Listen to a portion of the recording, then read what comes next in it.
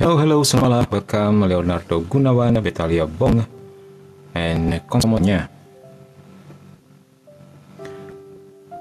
How are you today, kalian semua?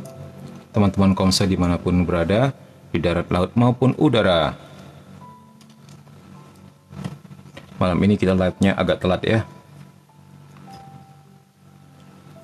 Tapi lebih baik telat daripada tidak sama sekali, bukan?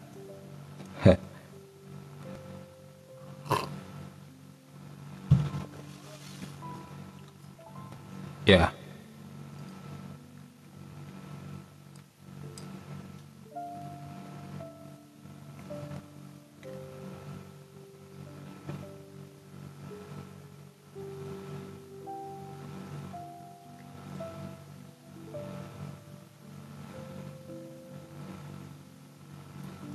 Oke, 1, 2, masih beberapa orang lagi ya.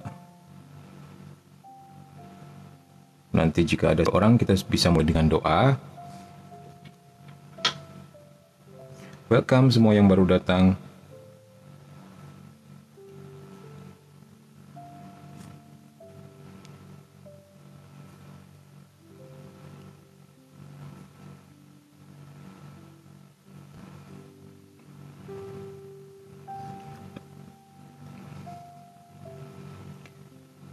Oke. Malam ini sepertinya tidak banyak orang karena Mimin tadi juga lupa setting event. Biasanya kan Mimin selalu setting event dan jumlahnya lebih ramai lah begitu. Ternyata ada pengaruhnya juga ya. Nah tadi karena memang ada pelayanan dan udah buru-buru jadi lupa juga untuk setting. Tapi Mimin sudah umumkan sama teman-teman di dalam grup Telegram bahwa hari ini Mimin akan telat karena akan ada pelayanan, disuruh diminta bantu oleh kelompok doa yang lain untuk backup doa gitu. Nah ternyata benar sampai malam.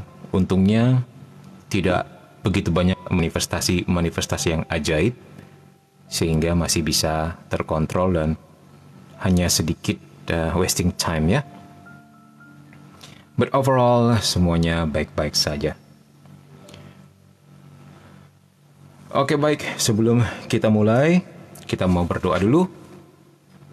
Kita mohon penerangan dari kuasa Roh Kudus untuk membuka mata hati dan pikiran kita agar firman-Nya, agar pengajarannya dan juga kehendaknya sungguh-sungguh dapat tertanam di dalam akal budi dan semakin menumbuhkan iman kita. Seperti kata pepatah, tak kenal maka tak sayang.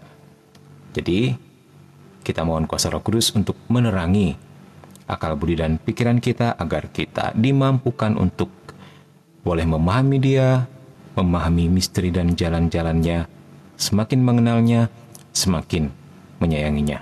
Dalam nama Bapa dan Putra dan Roh Kudus. Amin. Ya Allah Tritunggal yang Maha Kudus yang kami sembah dan kami muliakan, terima kasih untuk hari ini, di mana Kau tambahkan satu hari lagi dalam kami, sehingga kami boleh menikmati karunia-Mu, menikmati anugerah-anugerah-Mu yang selalu baru setiap hari. Atas berkat kesehatan, atas berkat kehidupan, atas kecukupan, dan segala rahmat yang kami butuhkan dalam berziarah di dunia ini menuju tanah air abadi bersama-Mu.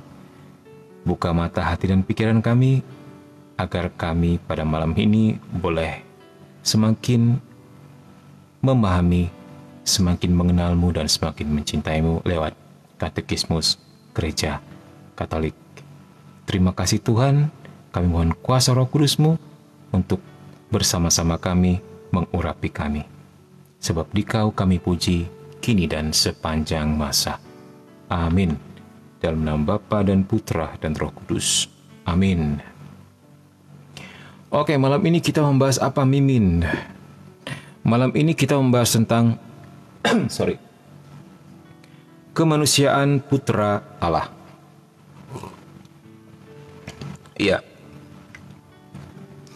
Nah, jadi tema malam ini memang agak pelik dan agak rumit dan agak mendalam. Jadi memang mesti dicermati dengan baik-baik. Sebelumnya kita telah membahas tentang beberapa opini-opini liar di sepanjang perjalanan sejarah gereja dari abad pertama hingga sekarang.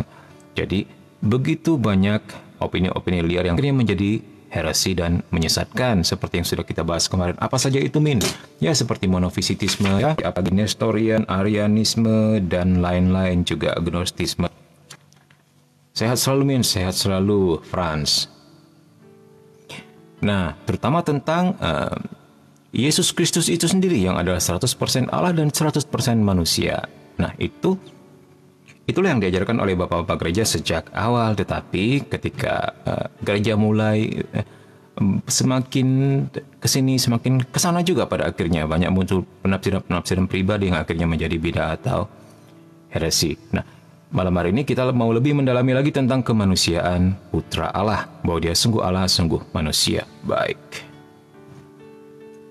Coba terangkan Tritunggal dalam Katolik, katanya. Baik, Andi. Untuk yang belum mengikuti sejak awal, baik juga mengikuti di tengah-tengah, ya.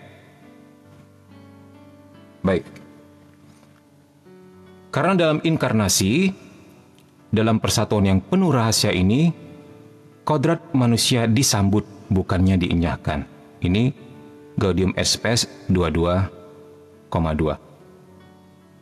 Jadi ini sebenarnya untuk menjawab penyesat yang bernama monofitisme yang mengatakan bahwa kodrat manusia itu terlebur di dalam Kristus ketika kodrat itu diterima oleh pribadi ilahinya Putra Allah. Nah, jadi ada salah satu pendapat yang mengatakan sebenarnya Kristus itu udah tidak lagi memiliki akal budi dan kehendak duniawi karena sudah terlebur di dalam Kristusnya itu sendiri. Nah, itu ya. Gereja harus berusaha sepanjang sejarah supaya mengakui kenyataan penuh dari jiwa Kristus yang manusiawi. Dengan kegiatan akal budi dan kehendaknya, demikian pula dari tubuh manusiawinya. Tetapi pada waktu yang sama, gereja juga harus memperingatkan bahwa kodrat manusiawi Kristus, termasuk pribadi Putra Allah yang ilahi, olehnya ia diterima. Nah, artinya apa di sini? Artinya bahwa dia sebagai yang 100% Allah dan sebagai yang 100% manusia juga memiliki jiwa manusia, akal budi manusia, kehendak manusia. Nah, sebagai yang 100% Allah, dia memiliki juga kodrat kealahannya.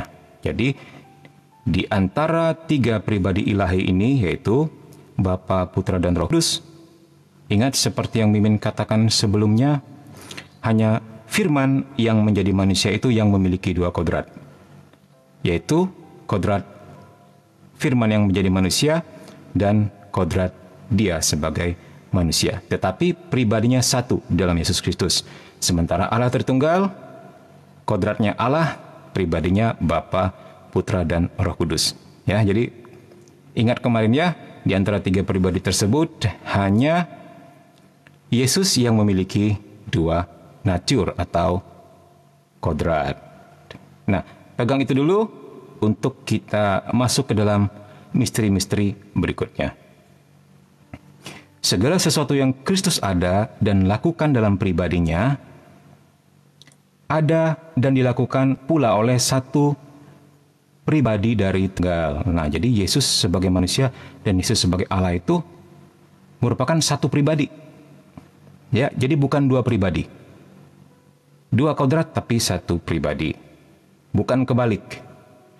Ya, bukan satu kodrat, dua pribadi. Oke, semoga nggak bingung ya. Dengan demikian, Putra Allah menyampaikan cara adanya sendiri dalam Tritunggal kepada kodrat manusiawinya. Putra Allah maksudnya Yesus ya, Firman yang menjadi manusia ini menyampaikan cara eksisnya sendiri di dalam Tritunggal kepada kodrat manusiawinya. Seperti yang sudah kita lihat di atas tadi ya, bahwa hanya Yesus yang memiliki dua kodrat. Sementara dua pribadi ilahi yang lainnya, Bapa dan Roh Kudus, tetaplah satu kodrat. Oke. Baik dalam jiwanya maupun dalam tubuhnya, Kristus menyatakan kehidupan Tritunggal Maha Kudus secara manusiawi. Nah, kita bisa lihat kita bandingkan Yohanes 14, 9 sampai 10.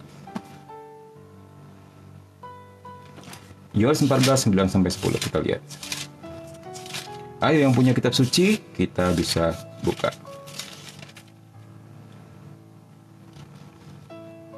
Ayo yang sudah ketemu boleh baca. Oke, Min bacain ya. Kata Yesus kepadanya, "Telah sekian lama aku bersama-sama dengan kamu, Filipus, namun engkau tidak mengenal aku. Barang siapa telah melihat aku, ia telah melihat Bapa. Bagaimana engkau berkata, tunjukkanlah Bapa itu kepada kami?" Ayat 10, "Tidak percayakah engkau bahwa aku di dalam Bapa dan Bapa di dalam aku? Apa yang aku katakan kepadamu, tidak aku katakan dari diriku sendiri, tetapi Bapa yang diam di dalam aku, dialah yang melakukan pekerjaannya." Nah, kita bisa melihat di Gaudium et Spes 22,2. Sebab dia, Putra Allah, dalam penjelmaannya dengan cara tertentu, telah menyatukan diri dengan setiap orang. Ya, maksudnya ketika dia menjadi manusia, dia telah sepenuhnya menjadi saudara kita dan menyatu dengan kita sebagai sesama manusia. Ia, maksudnya Yesus, telah bekerja memakai tangan manusiawi. Ia berpikir memakai akal budi manusiawi. Ia bertindak atas kehendak manusiawi. Ia mengasihi dengan hati manusiawi. Ia telah lahir dari perawan Maria, sungguh menjadi salah seorang di antara kita, dan dalam segalanya sama seperti kita, kecuali dalam hal dosa. Ya, itu dia. Salam semua, shalom. Berarti beda dong Kak arti Tritunggal di dalam Kristen Protestan? Iya, nggak tahu bedanya di mana ya. Tapi inilah ajaran Katolik. Oke, sekarang kita mau melihat tentang jiwa manusiawi dan pengetahuan manusiawi Kristus. Oke, jadi ada pertanyaan ini. Kalau dikatakan Yesus itu Allah, Yesus sebenarnya memiliki jiwa, akal budi, dan kehendak manusia nggak ya? Nah, nanti jawab di sini. Seperti apakah itu? Sementara yang lain berpendapat enggak. Dia nggak memiliki jiwa, akal budi, dan kehendak manusiawi lagi. Itu udah melebur, kata monofisit tadi ya. Udah melebur ke dalam Kristusnya. Nah, sementara Nestorian mengatakan, oh enggak, Yesus itu sebenarnya dua pribadi. Bukan satu pribadi atau manunggal seperti yang kita percayai. Dua pribadi dia itu, gitu. Jadi dibedakan atau dipecah belah oleh aliran. Nanti ada yang lain lagi mengatakan apa gitu ya. Oke, kita mau lihat di sini bagaimana ajaran gereja. Apollinarius dari Laodicea berpendapat. Nah, ini pendapat salah seorang dari salah satu yang pop up muncul di dalam sejarah begitu. Dalam Kristus, sabda menggantikan jiwa atau roh. Ya, jadi maksudnya di dalam Kristus ya. Maksudnya di dalam pribadi Yesus itu, sang sabda yang menjadi manusia itu, si sabdanya ini udah menggantikan jiwa atau roh. Jadi sebenarnya Yesus itu nggak punya jiwa atau roh. Udah, jiwa atau rohnya itu adalah sabdanya itu sendiri. Si firman itu sendiri. Itu kata dia. Nah, melawan kekeliruan ini, gereja mengakui bahwa Putra Abadi juga menerima jiwa manusia yang berakal budi. Nah, ternyata nggak lebur, nggak hilang. Dia tetaplah memiliki jiwa dan akal budi manusiawi. Nah, contohnya bagaimana Min? Coba kita, ini DS 149-nya nanti kita teruskan ya. Jiwa manusiawi ini ya, yang diterima Putra Allah benar-benar dilengkapi dengan kemampuan untuk mengetahui secara manusiawi. Ya, jadi kalau dia 100% manusia, seharusnya dia memiliki jiwa dan akal budi manusia. Gitu loh. Nah ya, dan kemampuan ini sebenarnya tidak mungkin tanpa batas.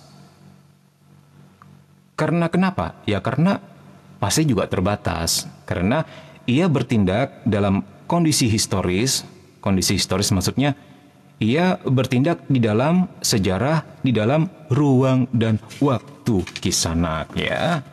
Jadi dia bisa menjadi terbatas karena dia membatasi dirinya sendiri dalam penebusan itu untuk kita. Ya. Nah, seperti tadi ya, ini ruang dan waktu. Karena itu putra Allah ketika ia menjadi manusia hendak bertambah pula dalam kebijaksanaan dan usia dan rahmat. Jadi kita lihat ya bahwa dia juga berpikir secara kodrat kemanusiaannya itu memiliki jiwa dan akal budi, di mana ketika dia eksis di dalam sejarah, yaitu di dalam ruang dan waktu, ya dia belajar juga. Dia tumbuh juga dalam kebijaksanaan, di dalam usia dan di dalam rahmat. Lukas 2:52. Jadi ia hendak menanyakan apa yang seorang manusia harus belajar dari pengalaman. Nah, maksudnya bagaimana Mimin? Nah, coba kita buka Markus 6:38. Markus 6:38.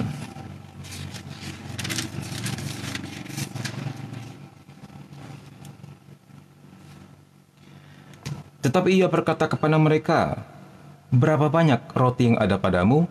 Cobalah periksa." Sesudah memeriksanya, mereka berkata, 5 roti dan 2 ikan, gitu. Ya. Apalagi di sini, dan ini sesuai dengan, oh itu salah satu ya.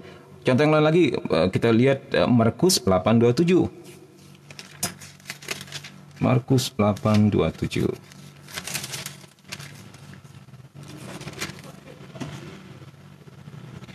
Kemudian Yesus beserta murid-muridnya berangkat ke kampung-kampung di sekitar Kaisaria Filipi.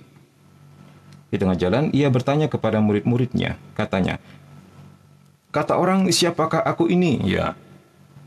Oke, berikutnya di Yohanes 11:3-4, kita lihat. Yohanes 11:3-4.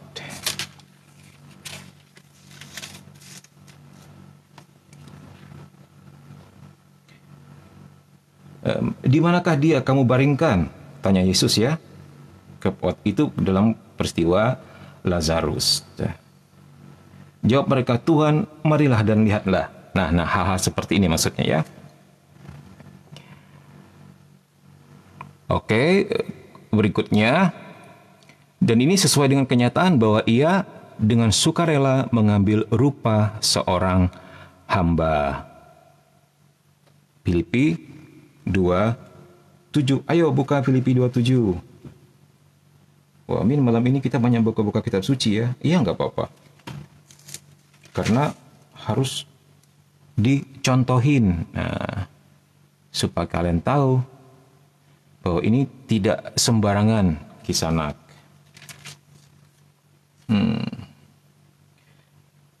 Nah, jadi dia telah mengosongkan dirinya sendiri dan mengambil rupa seorang hamba dan menjadi sama dengan manusia. Shalomin, shalom juga. Oke. Kak, maaf sebelumnya, apakah Allah itu laki-laki atau perempuan? Adakah ayat tentang itu?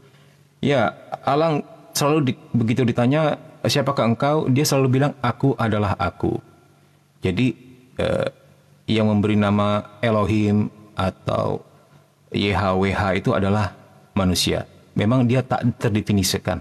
Ketika ditanya selalu, aku adalah aku. The great I am kalau dalam bahasa Inggrisnya. Dalam arti seperti itu, dia melampaui segala jenis kelamin, segala warna, dan segala perbedaan. Karena di dalam dia semuanya begitu kaya. Dia punya sisi feminim, dia punya sisi maskulin. Ya, begitu.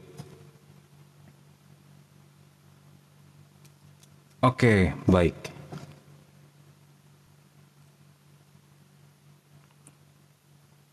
Tetapi pada waktu yang sama, dalam pengetahuan manusiawi yang sesungguhnya dari Putra Allah, ya ini pengetahuan manusiawinya ya, nyata pula kehidupan ilahi pribadinya. Nah, jadi, di samping dia yang sebagai manusia, nyata juga dia yang sebagai ilahi.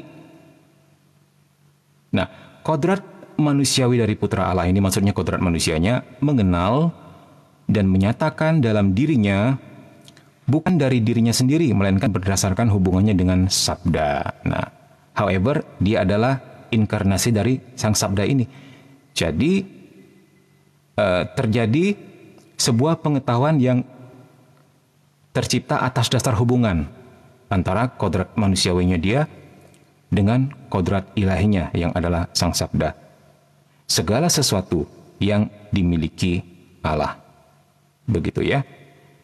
Nah, ini ada dalam catatan Maximus Pengaku Iman. Oke, itu berlaku pada tempat pertama, maksudnya yang utama, mengenai pengetahuan langsung dan batin yang Putra Allah terjelma ini miliki tentang Bapaknya. Maksudnya yang dia miliki, yang Yesus miliki tentang Bapaknya. Itu pengetahuan itu tercipta dalam hubungan antara kodrat manusiawinya dengan kodrat ilahinya. Begitu maksudnya ya. Terutama tentang pengetahuan langsung dan batin yang ia miliki tentang Bapaknya. Contohnya bagaimana, Min? Coba kita buka Markus 14:36. Markus 14:36.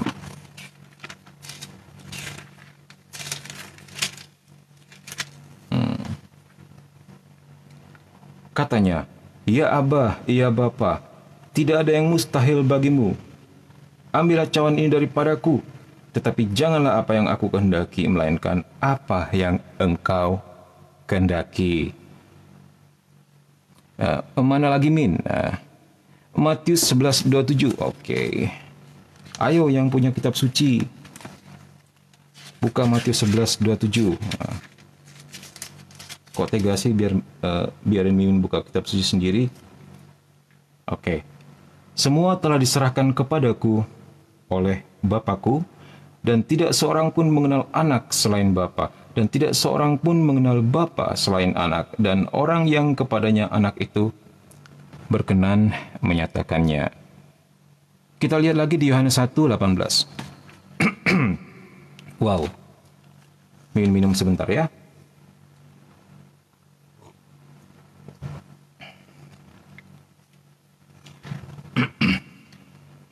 "Tidak seorang pun yang pernah mengenal Allah, tetapi anak tunggal Allah yang ada di pangkuan Bapa, dialah yang menyatakannya." Oke, Yohanes 8:55.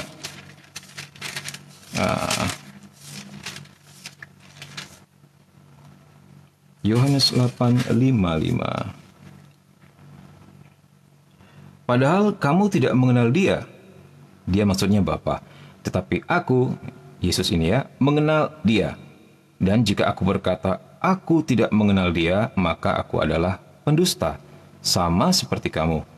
Tetapi aku mengenal dia dan aku menuruti firman-Nya." Nah, kata menuruti ini mesti diperhatikan, karena ini penting sekali untuk landasan berikutnya. Oke, ya. Dalam pengetahuan manusiawinya, Sang Putra juga menunjukkan pengetahuan ilahi tentang pikiran hati manusia yang rahasia. Nah, di mana itu contohnya, Min? Nah, misalnya di Markus 2:8. Ayo buka lagi. Markus 2:8. "Tetapi Yesus segera mengetahui dalam hatinya bahwa mereka berpikir demikian.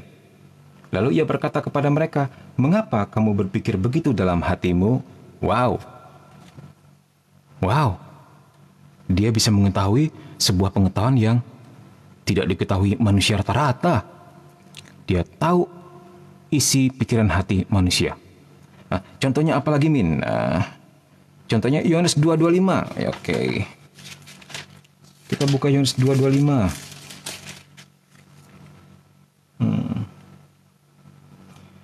"Dan karena tidak perlu seorang pun memberi kesaksian kepadanya tentang manusia, sebab ia tahu apa yang ada dalam hati manusia." Semakin meneguhkan ini ya. Kita lihat lagi Yohanes 6:61.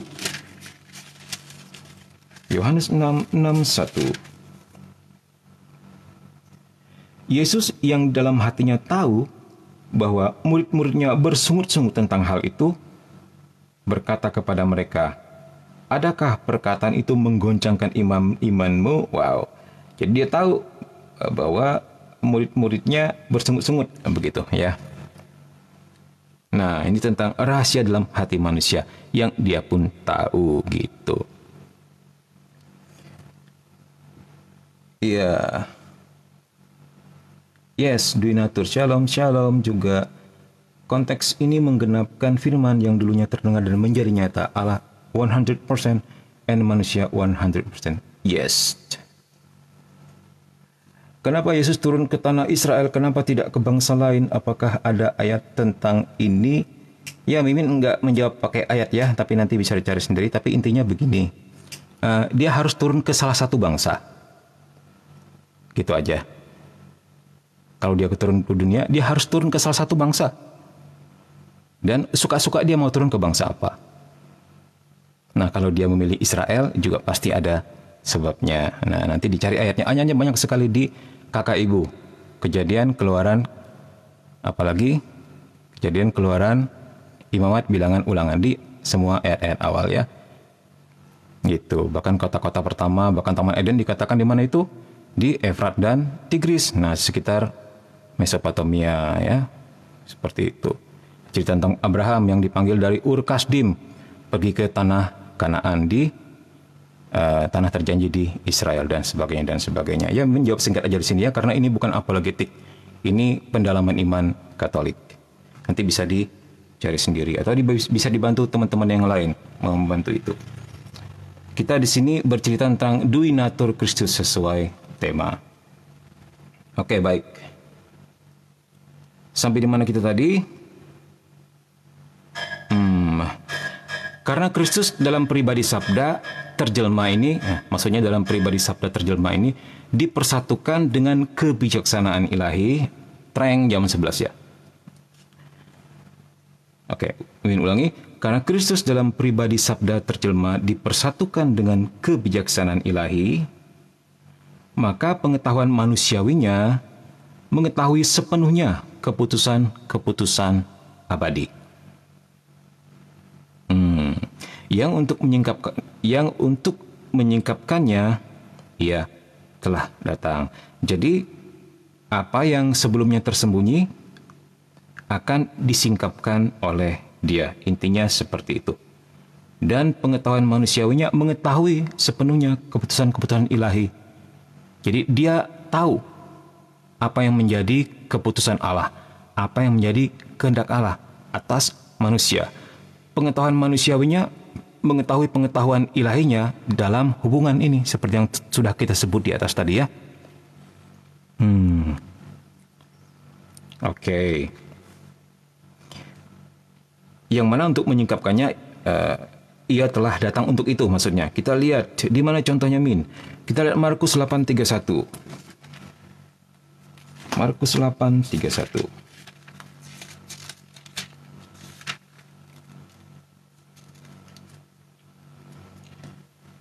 Oke. Kemudian mulailah Yesus mengajarkan kepada mereka bahwa anak manusia harus menanggung banyak penderitaan dan ditolak oleh tua-tua, imam-imam kepala, dan ahli-ahli Taurat, lalu dibunuh dan bangkit pada sesudah 3 hari. Nah, dia mengetahui visi misinya dengan pasti, bahwa inilah yang akan terjadi. Kenapa dia tahu?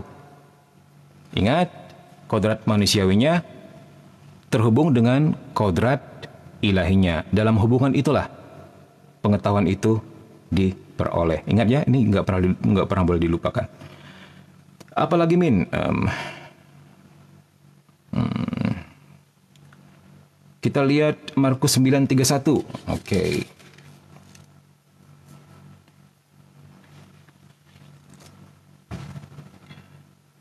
Sebab ia sedang mengajar murid-muridnya. Ia berkata kepada mereka, Anak manusia akan diserahkan ke dalam tangan manusia dan mereka akan membunuh dia. Dan 3 hari sesudah ia dibunuh, ia akan bangkit. Wow, dia bahkan mengetahui apa yang akan terjadi dengan dirinya sendiri. Berikutnya, Markus 10:33-34. Nah, kita lihat lagi. Ayo, di sini Ada yang sudah siap-siap kitab suci bisa bantu-bantu Mimin buka-buka ya. Markus 10, 33, 34. Katanya, sekarang kita pergi ke Yerusalem dan anak manusia akan diserahkan kepada imam-imam kepala dan ahli-ahli Taurat. Dan mereka akan menjatuh dia hukuman mati. Dan mereka akan menyerahkan dia kepada bangsa-bangsa yang tidak mengenal Allah. Nah, hal-hal seperti ini. Dia tahu dengan pasti visi misinya. Dia tahu dengan pasti nubuatan tentang dirinya. Nah, dan masih banyak lagi kalau mau dilihat ayatnya ya. Mengenai apa yang dalam hubungan ini ia akui bahwa ia tidak tahu, ia jelaskan pada tempat lain bahwa ia tidak ditugaskan untuk menyingkapkannya. Begitu. Nah, kadang-kadang dia juga nggak tahu. Contohnya bagaimana, Min? Nah, kita buka Markus 13:32. Markus 13:32. Apa itu, Min? Tetapi tentang hari atau saat ini tidak seorang pun yang tahu. Malaikat di surga pun tidak, dan anak pun tidak, hanya Bapa saja. Nah, itu ya. Kita lihat di situ. Itu sebenarnya bukan dia tidak tahu, tapi memang dia tidak ditugaskan untuk menyingkapkannya, ya. Ya, misalnya bagaimana itu, Min? Nah, kita lihat lagi di Kisah Para Rasul 1:7. Wah, ini jangan-jangan Mimin ngawur nih katanya, opini pribadi nih. Ayo kita buka Kisah Para Rasul 7. Kisah Para Rasul 1:7. Oke. Jawabnya, engkau tidak perlu mengetahui masa dan waktu yang ditetapkan Bapa sendiri menurut kuasanya. Nah, tuh langsung lu kegampar oleh Yesus di situ ya. Kepo aja lu, kata Yesus. Belum dong, belum saatnya dong gitu maksudnya. Ya. Ya, di sini bisa disimpulkan, bukannya dia nggak tahu, memang bukan tugas dia untuk menyingkapkannya dan akan tersingkap pada waktunya. Begitu, ya. Oke, sekarang kita mau masuk kepada kehendak manusiawi Kristus. Oke. Kentongan ajaib.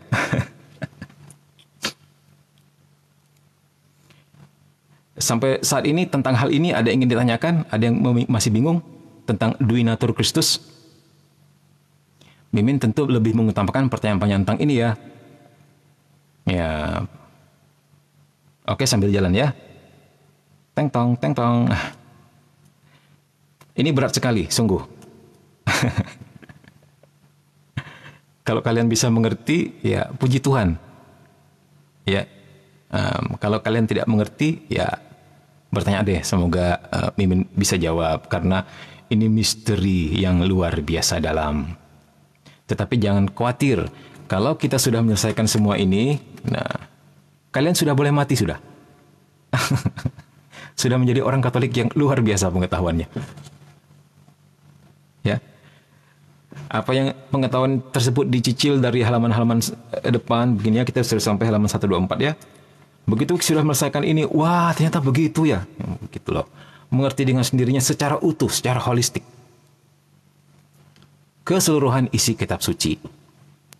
Itu yang menakjubkan. Karena buku ini lahir, ditulis oleh para penjaga gereja, bapak-bapak gereja, para teolog, para ahli kitab suci, para ahli moral, dan sebagainya.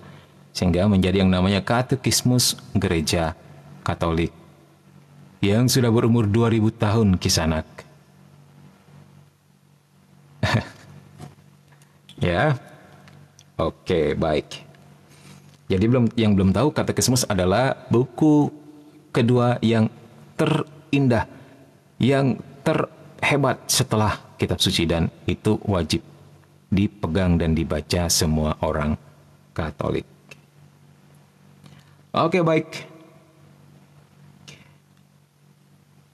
Ya, telat, kata Andre. Gak apa-apa, nanti Mimin muat di YouTube kok.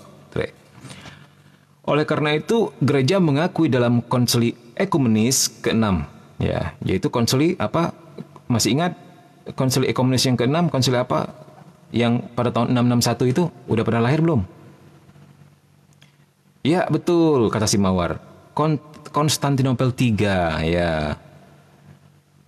Ya, imannya bahwa Kristus menurut kodratnya mempunyai dua macam kehendak dan tindakan. Yang satu ilahi, yang satu manusiawi. Dan keduanya ini tidak bertentangan satu sama lain, tetapi bekerja sama sedemikian sehingga sabda yang telah menjadi manusia dalam ketaatannya sebagai manusia terhadap Bapanya menghendaki segala sesuatu yang ia sebagai Allah bersama Bapa dan Roh Kudus sudah putuskan demi keselamatan kita. Wow, ngerti nggak di sini artinya? Artinya, kehendak manusiawi Kristus itu patuh dan tidak melawan dan tidak menentang, tetapi menyesuaikan diri dengan kehendaknya yang ilahi dan maha kuasa. Jadi submisif di dalam cinta. Dia menundukkan kehendak manusiawinya kepada kehendak ilahinya. Wow, ini sungguh keren. Contohnya bagaimana, Min? Oh, nanti deh kita lihat ya. Tadi kita juga sudah singgung, ya Bapak, tidak ada yang mustahil bagimu. Sekiranya ini mungkin, biarkanlah cawan ini berlalu daripadaku. Tetapi bukanlah kehendakku, melainkan kehendakmu. Nah, itu contohnya. Di mana sebenarnya dia punya keinginan untuk, ya mungkin sebagai manusia, otomatis pasti ogah menderita. Tetapi pada detik itu juga, dia ingat visi dan misinya, kehendak ilahinya yang kemudian berbicara, tetapi bukan kehendakku, melainkan kehendakmu. Wow. Thank you, Jesus. Thank you, Jesus. Oke, baik. Sudah mengerti ya? Wah, ini teman-teman Komsel ini luar biasa. Semuanya udah pada mengerti semua. Udah mangut semua, udah kepala miring semua. Kalau udah mengerti, kita lanjut. Tubuh Kristus yang benar.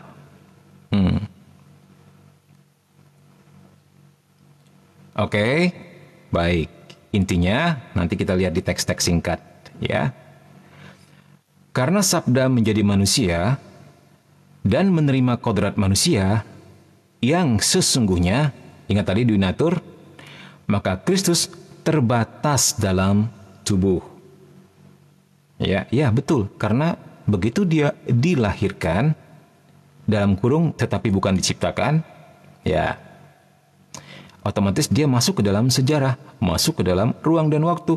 Otomatis ketika dia mengenakan fisik, maka dia terbatas. Karena itu, wajah manusiawi Yesus dapat dilukiskan dengan terang di hadapan kita. Galatia 3 ayat 1. Dilukiskan dengan terang di hadapan kita. Ya. Dalam konsili ekumenis ke-7, yaitu pada tahun 787. Ayo, konsili apa itu? Ada yang udah lahir tahun itu? Oke, konsili Nicea yang kedua. Oke, yang pertama tahun berapa? Ingat? Konsili Nicea yang pertama tahun berapa? Kalau Mimin sih cara menghafalkannya mi re sol gitu. 325 kali ya. Kayaknya begitu deh, benar deh. Mi re sol gitu. Oke. Dikatakan apa di situ? Gereja mengakui sebagai hal yang wajar untuk melukiskan Kristus dalam gambar-gambar kudus. Yes, di sini gereja mengatakan bahwa baik juga dibuat gambar-gambar suci atau ikon-ikon suci tentang wajah manusiawi Yesus Kristus. Begitu, jadi dia boleh digambar. Gereja juga mengakui sejak dulu bahwa kita mengenal Allah yang tak kelihatan dalam diri penebus yang kelihatan. Nah, kita bisa melihatnya di prefasi Natal ya. Kita mengenal Allah yang tak kelihatan dalam diri penebus yang kelihatan. Memang kekhususan individual tubuh Kristus ya menyatakan pribadi ilahi putra Allah. Nah, jadi ada privilege atau hak istimewa daripada firman ini. Ingat, Bapa, Putra, dan Roh Kudus. Sebenarnya kan Bapa, Firman, dan Roh Kudus. Firman ini Sang Sabda yang kemudian mengambil kodrat manusiawinya lewat dilahirkan oleh Santa Perawan Maria. Nah, pribadi yang kedua ini yang adalah firman ini itu memiliki kekhususan individual karena hanya dia yang bisa menyatakan wajah Allah, begitulah. Ya, jadi ini bahasanya filosofis dan agak jelimet. Jadi, begitulah cara mengertinya. Semoga nggak pusing 7 keliling ya. Oke, ia sudah menerima bentuk tubuh manusiawinya sedemikian, begitu maksudnya. Cuman dia yang menerima tubuh manusiawinya, sehingga mereka boleh dihormati dalam gambar pada lukisan kudus, karena orang beriman menghormati gambarnya, artinya menghormati pribadi yang digambarkan di dalamnya. Ini konsili Nisa yang kedua, ya. Tahun berapa tadi? Tahun 787. Si re si, Mimin ngapalnya gitu sih. 787. Si 8 kan re tinggi itu, re titik ya. Si re si gitu 787 ya. Kalau yang pertama tuh mi re sol gitu kan. Kenapa yang pas kata kesnya nonton 10.000 domba? Ya nggak apa-apa. It's good. Ya karena mereka nanti bisa lihat lagi di YouTube. Akan posting di YouTube di channel ini dengan nama yang sama, oke? Ya. Ya karena kata kesnya memang lebih sulit dalam menjelimet. Padahal menurut Mimin asik sekali. Kita dibawa ke dalam misteri yang penuh lika-liku, kekayaan yang luar biasa indah dan dalam dari misteri Allah tertinggal itu sendiri. Dan hati kita hanya bisa membuncah, meledak dengan syukur dan sukacita atas boleh diikutsertakan dalam misteri ini dengan dibaptis dan menjadi anak-anaknya. Oke, hati sabda terjelma. Hati sabda terjelma. Maksudnya bagaimana Mimin? Nah, oke, kita teruskan. Selama hidupnya, sakratul mautnya, jadi penderitaannya di Taman Zaitun, dan dalam kesengsaraannya, Yesus mengenal dan mencintai kita semua dan setiap orang dan menyerahkan dirinya untuk setiap kita. Ya, dia mati untuk kita semua ya. Putra Allah telah mengasihi aku dan menyerahkan dirinya untuk aku. Kita ingat Galatia 2:20.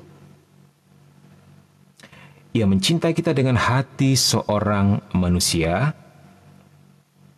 Ya, atas dasar itu, maka hati Yesus tersuci yang ditembus oleh dosa kita dan demi keselamatan kita,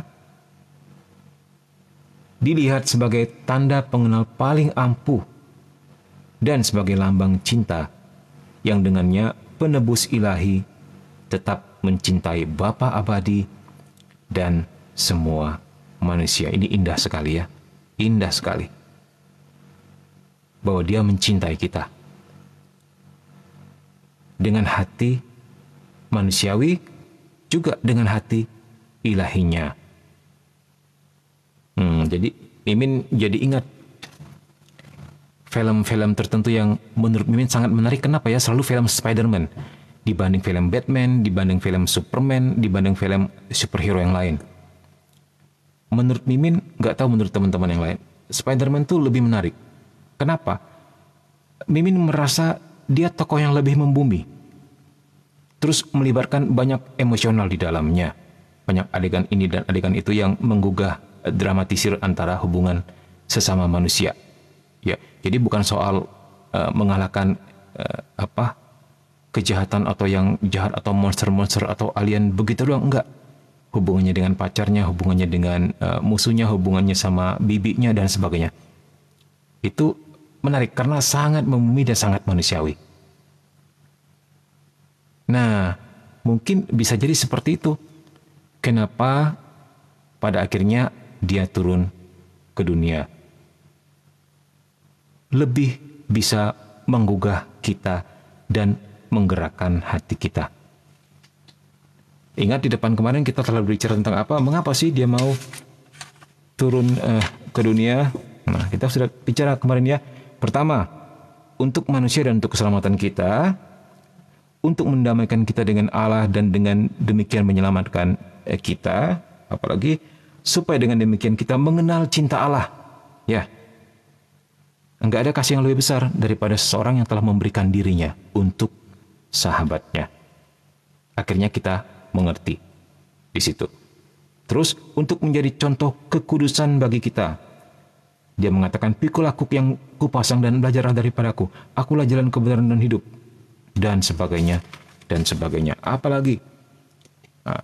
Nah, ini yang paling penting. Supaya kita mengambil bagian dalam kodrat ilahinya. Jadi dia mengangkat kefanaan manusiawi kita ini menjadi sesuatu yang ilahi. Dia membawa kodrat manusia sampai setinggi-tingginya di puncak masterpiece segala ciptaan. Begitu ya, itu salah satunya. Oke, baik. Saya suka yang Gal Gadot. Ya, itu cantik sekali ya Gal Gadot ya. Ben juga suka sekali. Gal Gadot itu cantik tapi bodoh. Iya. Tahu nggak kenapa? Dia cantik sekali loh tapi bodoh. Ya bodoh aja karena nggak mau sama Mimin gitu. Oke, baik. Sekarang kita melihat teks-teks singkat.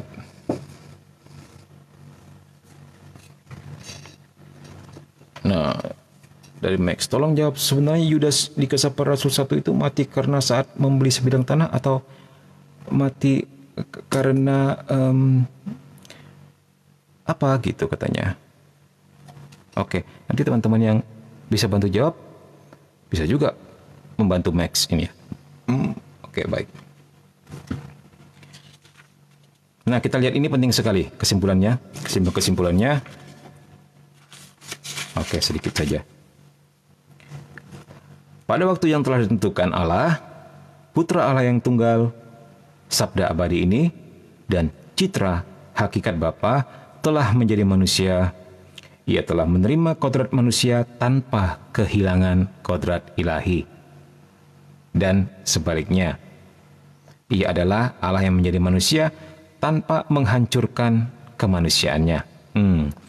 Jadi 100% Allah, 100% manusia, bukan separuh-separuh, bukan salah satu melebur ke yang mana, dan tidak tercampur. Oke. Yesus Kristus sungguh Allah dan sungguh manusia dalam kesatuan pribadi ilahinya. Karena itu ia adalah perantara satu-satunya antara Allah dan manusia. Nah, ya. Nah, ini yang sering menjadi apa sih namanya itu ya, menjadi polemik di kalangan orang non-Katolik yang mengatakan, tuh kan lihat, Yesus itu perantara kita satu-satunya loh, nggak ada perantara yang lain. Begitu. Makanya kalau berdoa langsung ke Yesus aja, nggak perlu lewat Bunda Maria atau para kudus. Sebenarnya pada saat kamu minta doa dengan temanmu, pada waktu itu juga lah kamu telah mengangkat dia menjadi perantaraan antara kamu dengan Allah. Nah, perantara keselamatan kita adalah Yesus satu-satunya, tapi perantara doa boleh siapa saja. Begitu, ya. Jadi harus dibedakan antara perantara yang adalah Yesus dan perantaraan doa. Oke, baik. Kita lanjutkan.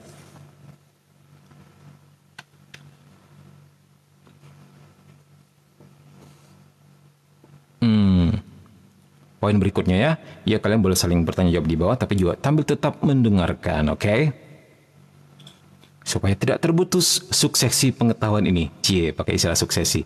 Emang apostolik. Canda apostolik. Yesus Kristus memiliki dua kodrat, yang ilahi dan yang manusiawi.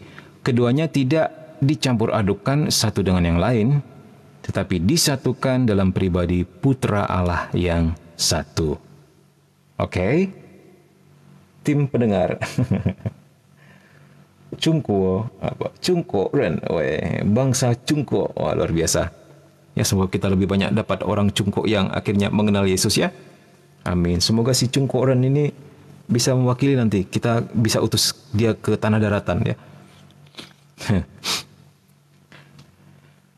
Oke, karena Kristus sungguh Allah dan sungguh manusia, ia memiliki akal budi manusiawi dan kehendak manusiawi juga. Ya. Keduanya serasi dengan dan patuh terhadap akal budi ilahinya dan kehendak ilahinya yang ia miliki bersama Bapa dan Roh Kudus. Nah, ini di sini pasti sudah jelas. Sudah jelas. Apa artinya enggak campur aduk? Apa artinya enggak saling membinasakan? Gitu. Oke, next. Inkarnasi. Tahu ya artinya inkarnasi? Tentu dia bukan fermentasi atau terasi atau apa lagi. Inkarnasi artinya penjelmaan menjadi manusia. Penjelmaan firman yang menjadi manusia. Nah, sebagai seorang Kristen kita mengakui inkarnasi tetapi menolak reinkarnasi. Pasti sudah tahulah bedanya ya. Kalau inkarnasi itu cuma sekali ketika Allah menjadi manusia, tetapi reinkarnasi itu berkali-kali ya seperti yang dipercaya oleh orang non-Katolik ya. Nah, kita menolak kepercayaan itu dengan alasan pribadi manusia itu unik dan satu-satunya, tidak tergantikan. Dengan proses reinkarnasi maka keunikan dan kekhasan itu menjadi tidak ada artinya. Itu salah satu alasan. Masih banyak lagi alasan yang lain, tapi dah cukup di situ aja dulu ya, karena kita mau fokus di sini, bukan di yang lain-lain. Nanti ada bidangnya itu, nanti kita akan bicarakan. Dengan demikian adalah misteri persatuan yang mengagumkan dari kodrat ilahi dan kodrat manusiawi dalam pribadi sabda. Wow, ini begitu hot, begitu mengagumkan. Hehehe, kata Cungko Ren.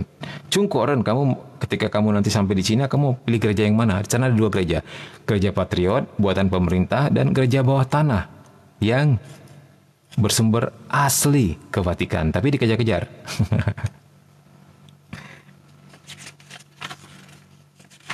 Ya.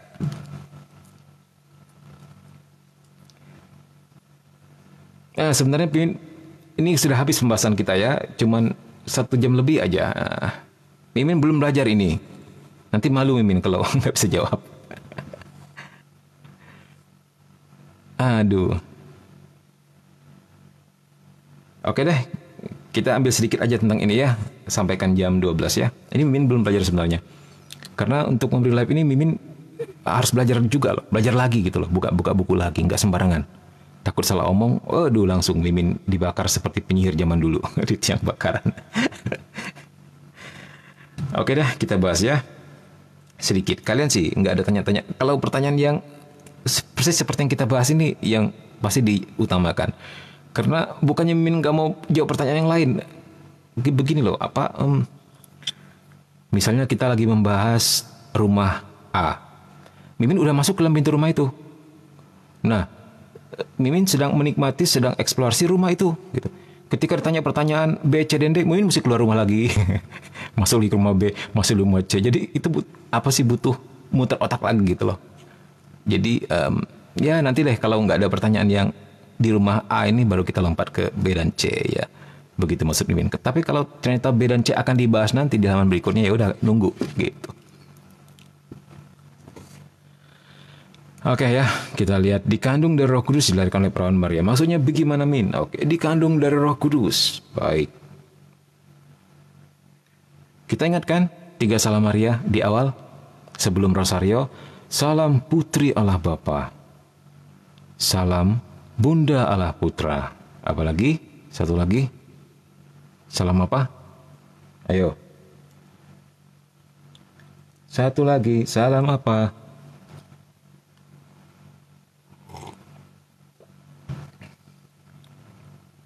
Ada yang ingat? Ayo, ini dari paroki mana saja ini?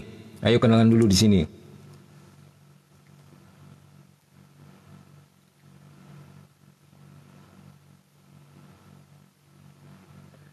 Mempelai Roh Kudus, kata Franz. Tepuk tangan untuk Franz. Mantap.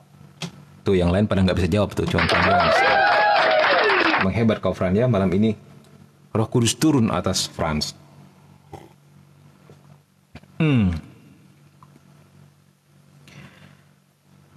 Nah, pewartaan kepada Maria ini sebenarnya membuka kegenapan waktu.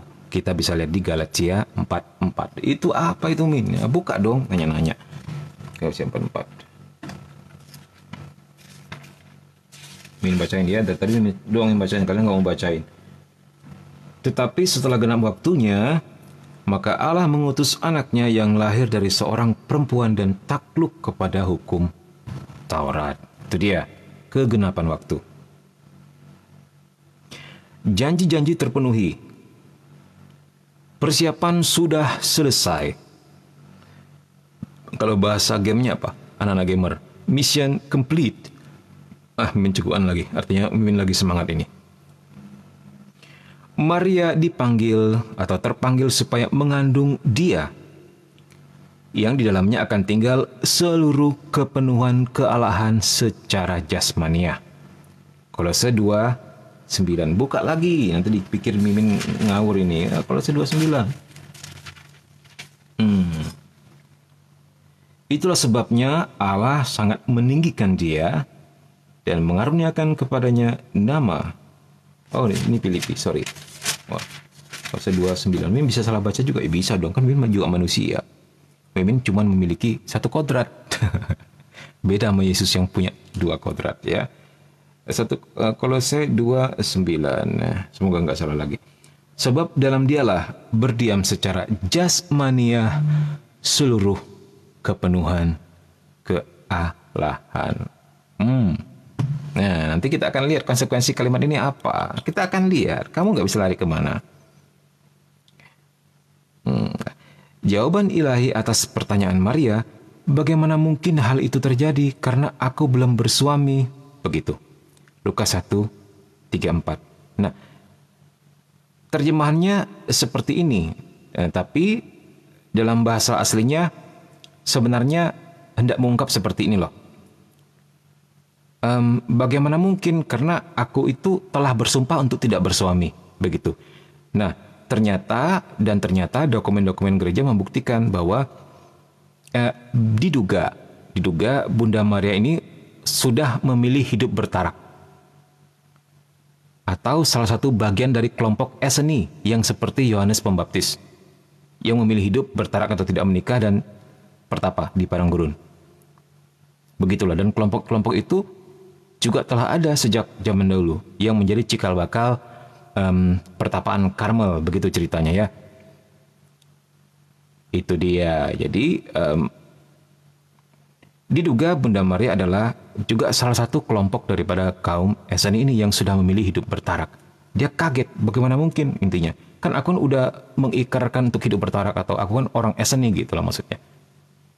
Nah, dan ini sebenarnya menunjukkan kekuasaan roh. Roh Kudus turun atasmu. Lukas 1:3-5.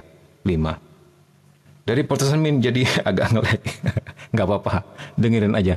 Paling nggak tahu beberapa opini ya. Nggak apa-apa, dengerin aja. Oke, kemudian perutusan Roh Kudus selalu berhubungan dengan perutusan Putra dan diarahkan kepadanya. Kita lihat di Yohanes 16:14-15.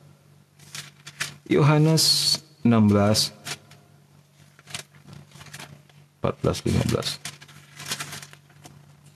Yohanes 16. Yohanes di mana, Min? Yohanes sudah di surga, sayang. Yohanes 16:14-15. Ia akan memuliakan aku, sebab ia akan memberitakan kepadamu apa yang diterimanya daripadaku. Segala sesuatu yang Bapa punya adalah aku punya. Sebab itu aku berkata, ia akan memberitakan kepadamu apa yang diterimanya daripadaku. Nah, jadi roh ini selalu akan memuliakan Yesus. Itu roh yang betul. Jadi kalau kamu di tengah jalan ketemu roh yang ngaku-ngaku, roh yang aneh-aneh, tetapi tidak memuliakan Yesus, nah itu udah pasti bukan Roh Kudus, tapi roh kuda atau roh kudis. Ya. Ingat, Roh Kudus pasti akan selalu mengarahkanmu kepada Yesus, bukan kepada yang lain, Kisanak. Roh Kudus diutus supaya menguduskan rahim perawan dan membuahinya secara ilahi. Jadi, ia yang adalah Tuhan dan menghidupkan, menyebabkan bahwa perawan mengandung putra abadi Bapa yang menerima kodrat manusiawi dari Dia. Nah, jadi ketika dikatakan mempelai Allah Roh Kudus, si firman ini mengambil kodrat manusiawi dari darah dan daging Santa Perawan Maria. Ingat di live 100 tahun yang lalu, masih ingat nggak yang kita bertemu di live itu waktu itu? Mimin pernah bilang. Nah, bilang apa ya? Lah, kok Mimin sekarang lupa? Tadi mau ngomong apa sih? Ya udahlah, nanti one day mungkin ingat lagi. Ini ide-ide di kepala ini kalau lambat ditangkap bisa melesat begitu saja. Banyak sekali tadi ada opsi-opsi di kepala yang mau diledakkan. Nah, ternyata dia telah pergi begitu saja. Ya nanti kita kalau ingat lagi Mimin bisa ungkapkan. Nah, ya, jadi intinya bahwa Yesus itu menerima DNA-nya dari Bunda Maria. Oh ya, Mimin mau bilang. Ya, kenapa dia harus menjadi sungguh-sungguh manusia juga? Kan ceritanya nih, dia kan mau menebus manusia gitu loh. Mazmur mengatakan manusia nggak bisa menebus dirinya sendiri karena manusia sudah terjatuh ke dalam dosa asal. Ya kagak mungkin lah orang berdosa bisa menebus orang berdosa. Tapi Allah juga nggak boleh menebus manusia karena yang berdosa kan manusia. Gitu. Dan sementara kalau Allah buat begitu, misalnya dengan firman, udah deh dosa asalmu dihapus, tling gitu. Nah, Allah nggak adil dong karena mengingkari keadilannya sendiri, di mana dosa dan akibat-akibatnya harus berjalan secara alamiah. Begitulah maksudnya. Ya. Gimana Min? Makin mengerti enggak? Ini makin rumit. Nanti deh. Pokoknya intinya seperti itu. Nanti di lembar-lembar berikutnya. Intinya seperti itulah. Dia harus menjadi manusia, tapi manusia yang tidak ada dosa. Itu enggak mungkin. Manusia pasti ada dosa. Nah, yang bisa menebus manusia adalah hanya Allah yang menjadi manusia, sehingga manusia ini juga tanpa dosa sehingga bisa menebus dirinya sendiri. Intinya begitu ya konsepnya ya Kisanak. Oke. Baik.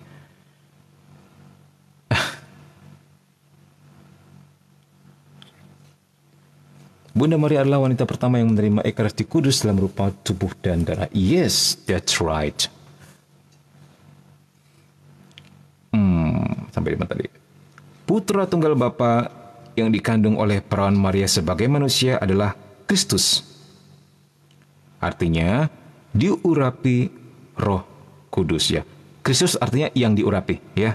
Yang diurapi oleh siapa? Yang diurapi oleh Roh Kudus. Bukan yang lain-lain. Jadi sejak awal keberadaan manusiawinya ya, maksudnya kemanusiaan Putra Ilahi ini, juga apabila itu baru dinyatakan selangkah demi selangkah, nah kita lihat mula-mula kepada para gembala. Masih ingat lagunya? Gembala pergilah cepat-cepat menuju Bethlehem. Ya, Min pernah lo pergi ke itu? Min kan pernah cerita, Min pernah ke Holy Land ya. Namanya itu gereja para gembala ya, Min lupa. Kita misa di situ waktu itu. Jadi itu disebut tempat di mana para gembala itu mendapatkan kabar gembira dari malaikat. Ketika malaikat nyanyi Joy to the world, the Lord has come. Di situ tuh katanya dia nyanyi. Walaupun nadanya mungkin belum tentu seperti ini ya. Siapa tahu pakai nada-nada Timur Tengah yang minor-minor itu. Gimana lah bunyinya, bisa bayangkan sendiri. Lalu setelah para gembala kemana lagi? Kepada ahli nujum. Hah? Ahli nujum? Emang ada di kitab suci, Min? Lah, itu orang Majus itu. Majus itu artinya apa? Artinya magic, majus, magus, magis, magic. Itu ahli nujum. Oh, baru tahu ya, Min? Ya, telat deh. Oke, kemudian kepada Yohanes Pembaptis. Dan terakhir kepada para murid. Seluruh kehidupan Yesus akan menyatakan bahwa Allah mengurapinya dengan Roh Kudus dan kuat kuasa. Kisah 10:38, buka deh. Ya. Kisah 10:38.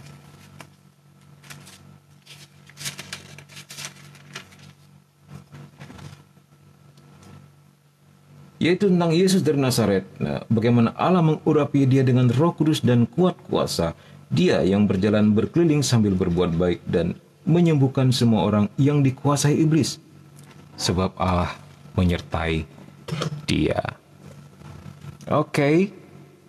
Nah, dilahirkan oleh perawan Maria. Ya.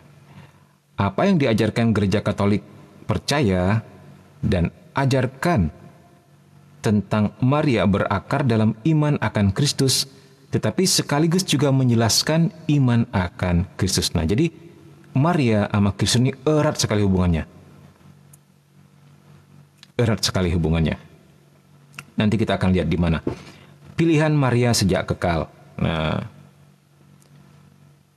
Tuhan telah mengutus putranya, Galatia 4:4. Tetapi supaya menyediakan tubuh baginya. Kita lihat Ibrani 10:5. Oke, ini kita sedikit ngebut karena waktu kita sudah tinggal 10 menit lagi ya. Kalian bisa lihat ayatnya sendiri. Bisa buka sendiri ya, seperti buka-buka lemari. Menurut kehendaknya haruslah satu makhluk bekerja sama dalam kebebasan. Yaitu untuk tugas menjadi ibu putranya, Allah telah memilih sejak kekal lah di sini dikatakan di sini, seorang putri Israel, seorang putri Yahudi dari Nazaret di Galilea, seorang perawan yang bertunangan dengan seorang bernama Yusuf dari keluarga Daud. Nama perawan itu siapa? Maria. Lukas 1:26-27. Ya. Nah, ini menurut Lumen Gentium 56 ya. Ini salah satu dokumen gereja juga. Adapun Bapa yang penuh belas kasihan menghendaki supaya penjelmaan sabda didahului oleh persetujuan dari pihak dia, maksudnya Maria, yang telah ditetapkan menjadi bundanya. Dengan demikian, seperti dulu wanita mendatangkan maut, sekarang pun wanitalah yang mendatangkan kehidupan. Wow. Jadi peran Hawa sudah kena replace oleh Bunda Maria. Hawa yang mendatangkan kematian digantikan oleh Bunda Maria yang mendatangkan kehidupan. Begitu ya. Nah, ini yang menarik. Penjelmaan sabda didahului oleh persetujuan dari pihak dia. Jadi Allah menawarkan. Intinya seperti itu ketika si Gabriel ini diutus. Jadi Allah manggil sini. Yel, sini kau. Kenapa Tuhan? Kau turun ke sana ya, kau cari yang namanya seorang perawan yang bernama Maria, ya, agar dia mau ditanyain dulu, jangan dipaksa. Mau nggak menjadi bunda daripada firman yang akan menjadi manusia. Nah, jadi perintahnya seperti itu. Menawarkan, bukan memaksa, apalagi merasuki kisanak, ya. Jadi mungkin kalian pikir ini tidak terjadi, ini nyata loh. Bahwa dalam beberapa kasus kita hadapi juga. Beberapa orang yang begini, datang kepada orang dalam tanda petik katanya orang pintar yang dirasuki Bunda Maria, dirasuki Santo Lukas, dirasuki siapa begitu. Ya. Itu bukan cara kerja Tuhan, kisanak. Tuhan tidak pernah merasuk manusia. Tuhan tidak pernah menjadikan manusia itu sebagai medium. Cara kerja Tuhan, Tuhan selalu menawarkan. Kamu tahu apa artinya merasuki? Atau apa artinya mediumisasi? Artinya kehendak bebasmu diperkosa. Sementara Allah sangat menghormati kehendak bebas manusia, dan itu sudah bertolak belakang. Kamu dipaksa, tubuhmu dipakai untuk mengucapkan atau mengatakan sesuatu, ya. Nah, jadi hati-hati kalau melihat ada orang yang mengaku kerasukan Bunda Maria, kerasukan Yesus. Mungkin kalian tertawa ya, tapi Mimin hadapi ini dalam hari-hari. Ya, Mimin pernah cerita dulu waktu mendoakan orang yang kerasukan setan. Padahal itu sudah jelas sekali sebelumnya ada setan A, setan B, setan C. Terakhir setannya kayak Yesus disalib, terus ngomong, akulah, dia nggak nyebut nama Yesus. Akulah yang tersalib gitu loh. Dia nggak pernah mau nyebut nama Yesus. Dia selalu pakai kata ganti atau substitusi. Akulah Tuhanmu atau akulah yang tersalib. Sembahlah aku gitu. Jadi dia berdiri tangannya untuk salib. Banyak sekali nyembah dia waktu itu tempat itu. Para umat yang ada di situ tiba-tiba menjadi gentar. Dia lupa bahwa sebelumnya itu roh yang lain. Mungkin setannya pinter gitu kan. Yang terakhir berubah menjadi seperti Yesus. Nah, jadi pada berlutut di situ. Oh Yesus, engkau datang ke rumahku. Terima kasih, puji Tuhan. Jadi ada beberapa umat yang sakit, dibawalah kepada Yesus, dagelan ini dibawakan. Jadi Yesus katanya kemudian didudukkan di bangku. Satu persatu orang sakit dibawa kepada Yesus gadungan ini. Terus dipukul kakinya oleh Yesus, entah pakai kayu atau pakai apa. Twing, sembuh katanya saat itu. Bener. Hore, haleluya, puji Tuhan, ya sembuh. Besoknya sakit lagi. Bahkan nggak bisa jalan. Jadi hal kayak gini terjadi. Jadi ini pentingnya kita mengerti konsep-konsep supaya kita nggak bisa ketipu. Nah, ini pentingnya kita mengenal misteri-misteri Allah, cara kerjanya Dia, agar kita mengerti dengan begitu dalam dan menghujam apa itu teologi, apa itu kristologi, apa itu mariologi, apa itu pneumatologi, apa itu angelologi, apa itu demonologi. Sehingga kita dapat menggampar balik penipu-penipu kroco-kroco yang seperti itu ya. Iya, iblis tidak bisa menyembuhkan, namun hanya memindahkan sakit saja. Benar sekali.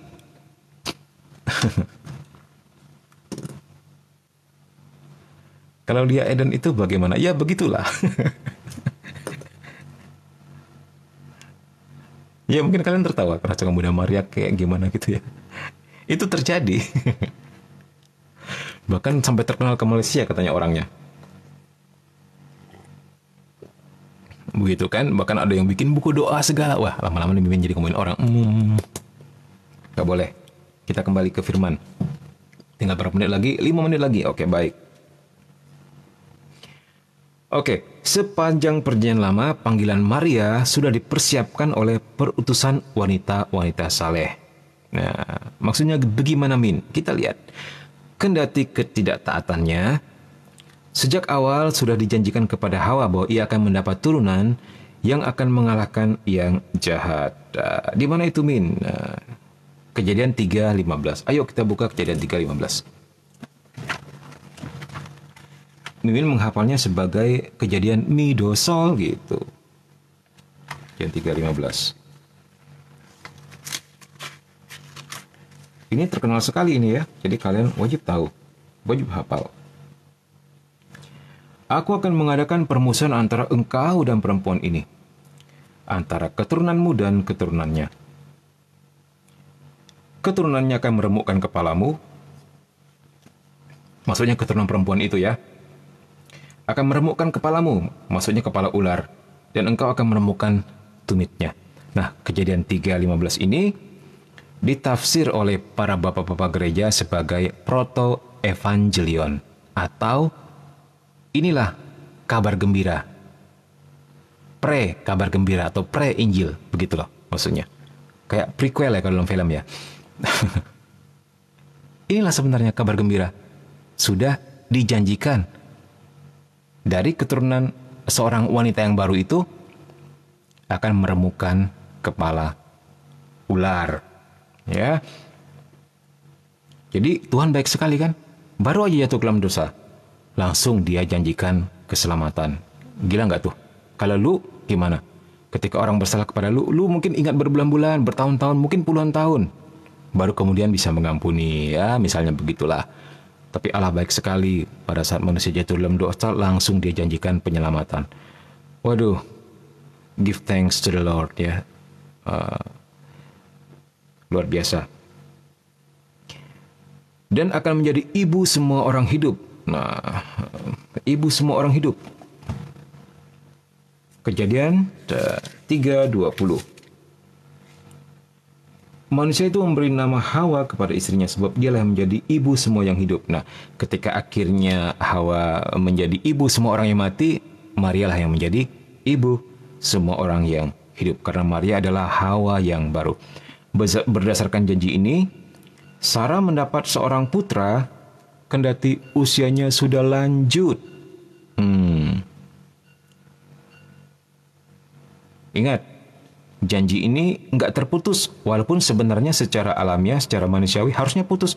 Karena Sarah udah lanjut loh, usianya nggak bisa beranak lagi, bukan? Ya, masih ingat peristiwa itu ya? Nah, kalau masih ingat ya udah deh, ayatnya kita lalui. Kita habiskan ini aja ya nih. Mamang kentong udah bunyi jam 12. Ini kalian lihatnya nanti di ini, di Kejadian 18 10 sampai 14, juga Kejadian 21 1 sampai 2. Ya. Bertentangan dengan harapan manusiawi, ya, Allah memilih apa yang bodoh dan lemah bagi dunia. Ini di 1 Korintus 1:27 ya. Coba, Allah memilih apa yang bodoh dan lemah bagi dunia supaya menunjukkan bahwa Ia setia pada janjinya. Kita bisa lihat di Hana, Ibu Samuel.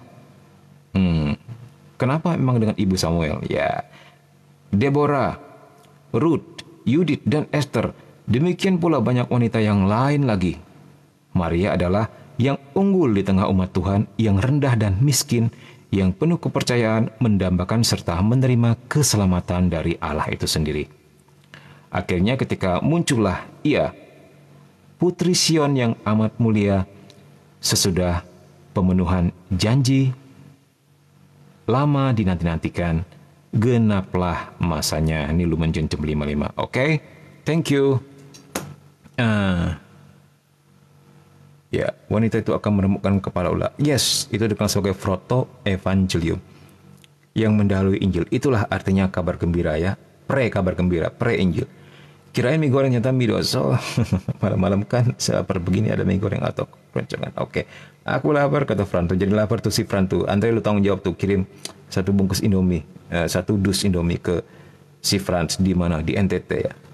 Oke, teman-teman Komsa, terima kasih atas kehadirannya, apresiasinya, like-nya. Terima kasih untuk like-nya, terima kasih untuk gift-giftnya yang luar biasa ya. Sampai penuh rumah Mimin sama gift-gift kalian ini. Wah, mantap sekali. Kita bertemu lagi malam Jumat, kita membahas tentang demonologi, tentang setan, tentang eksorsisme, tentang apapun yang seram-seram di malam Jumat ya. Malam ini selamat hari Minggu semuanya, selamat beristirahat. Mimin juga udah capek, tadi habis pelayanan. Sehingga baru pulang jam 10 teng, baru makan, kemudian butuh waktu setengah jam begini begini, kemudian 10.32 baru kita bisa live. Tadi seharusnya biasanya kita live jam 10 malam. Thank you, God bless you. Kita doa penutup ya. Makasih, terima kasih. Oke, salve, pace ebene, see you and Tuesday. Oke. Kayaknya Tuesday deh ya. Kok Tuesday Selasa ya? Tuesday Kamis. Oke. Kita doa dalam nama Bapa dan Putra dan Roh Kudus. Amin. Tuhan, terima kasih untuk anak-anak-Mu yang telah boleh Kau berkati untuk hadir di sini dari manapun mereka berada. Berkati Tuhan anak-anak-Mu yang hadir di sini, hadir di live ini dengan kesehatan, dengan kecukupan, dengan kedamaian dan sukacita, dan kekuatan, serta pengharapan dalam menghadapi setiap persoalan hidup. Berkati keluarga mereka juga agar senantiasa sehat selalu. Bunda Maria doakan kami, para malaikat kudus, doakan dan berjaga-jagalah sekitar kami. Kemuliaan kepada Bapa dan Putra dan Roh Kudus, seperti pada permulaan, sekarang, selalu dan sepanjang segala abad. Amin. Dalam nama Bapa dan Putra dan Roh Kudus. Amin. God bless you all. Goodbye.